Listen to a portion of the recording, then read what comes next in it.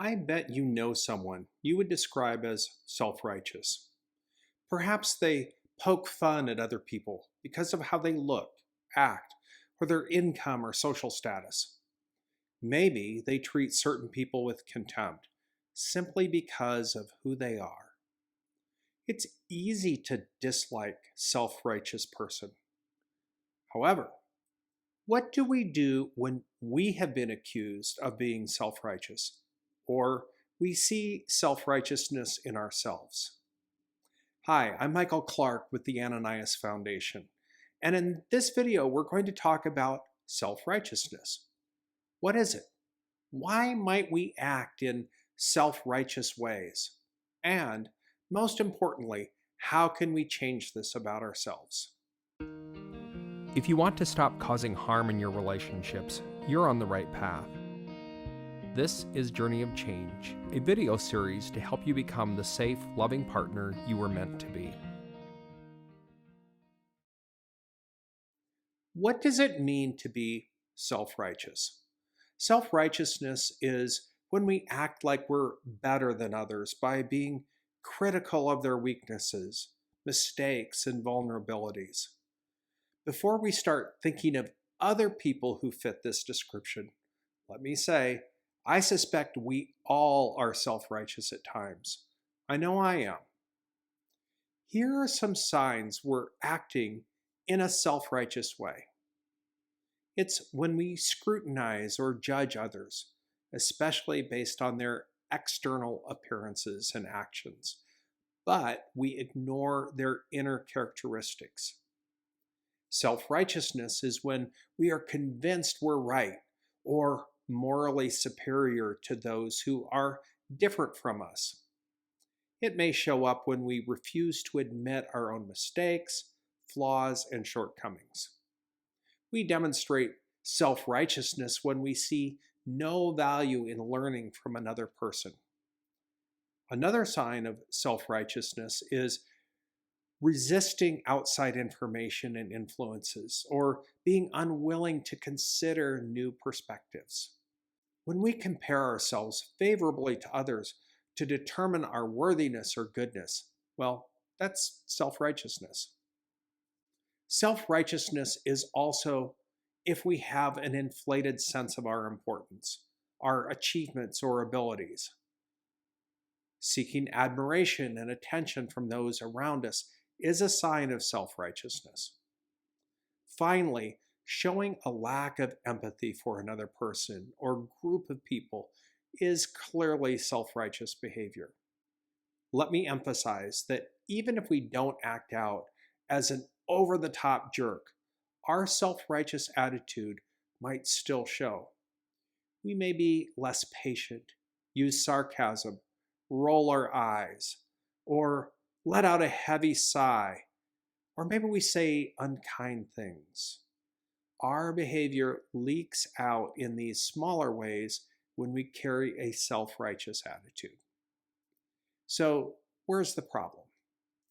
Being self-righteous hurts us. First, it's off-putting to our family, friends, and others around us. When we act self-righteously, it comes across as arrogance. Also, people generally don't like to be judged, so our self-righteous actions will alienate us from them and damage our relationships. In addition, it creates unnecessary adversaries. If we're self-righteous, people might either cheer against us or they could actively sabotage our success because they can't wait for us to get our comeuppance. Either way, they're unlikely to be happy for us for our accomplishments. A third problem with self-righteousness is that it stunts our personal growth. When we're busy justifying ourselves and our behavior, we shut down learning different and better approaches. After all, what could we possibly improve if we're already the best?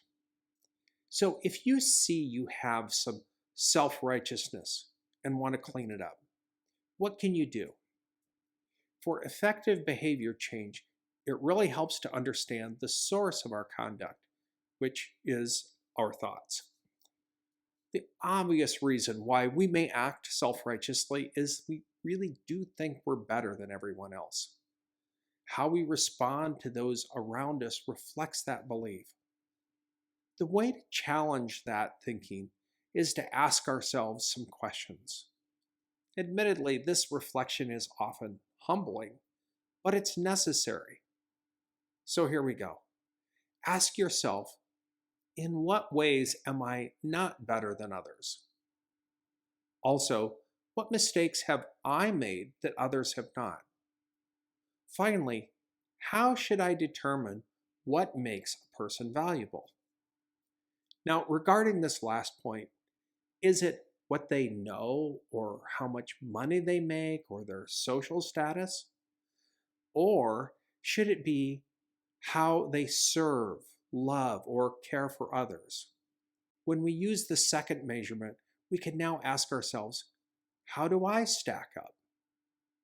Here's a surprising twist on self-righteousness. Many of us who appear self-righteous really don't think we're better. In fact, deep down, we worry that we're not good enough, that we don't measure up.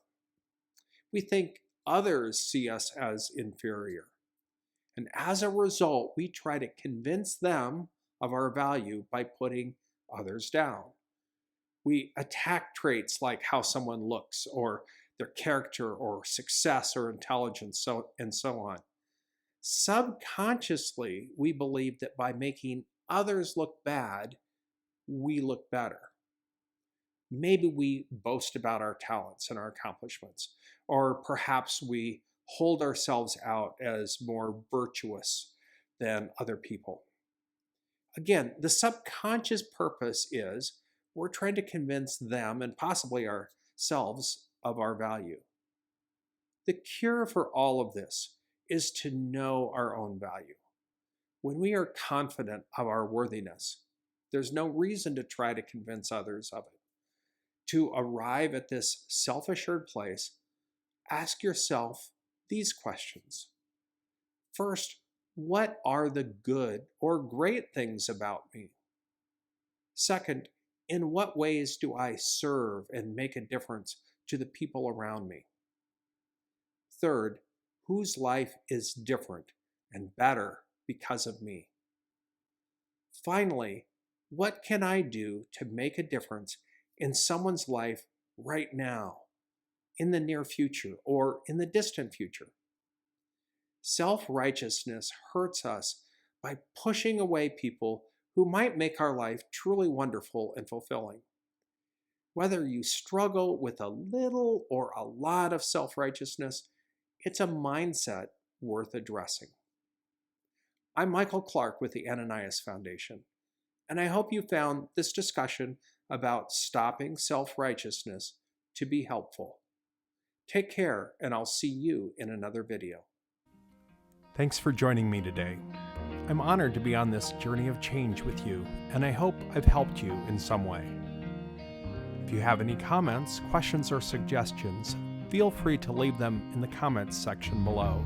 We'd love to hear from you. Also, be sure to hit the like button, share this with others who might find it helpful, and subscribe to our channel so you don't miss any of our future videos. For more resources, head to our website, ananiasfoundation.org. Until next time, take care and remember, change is possible.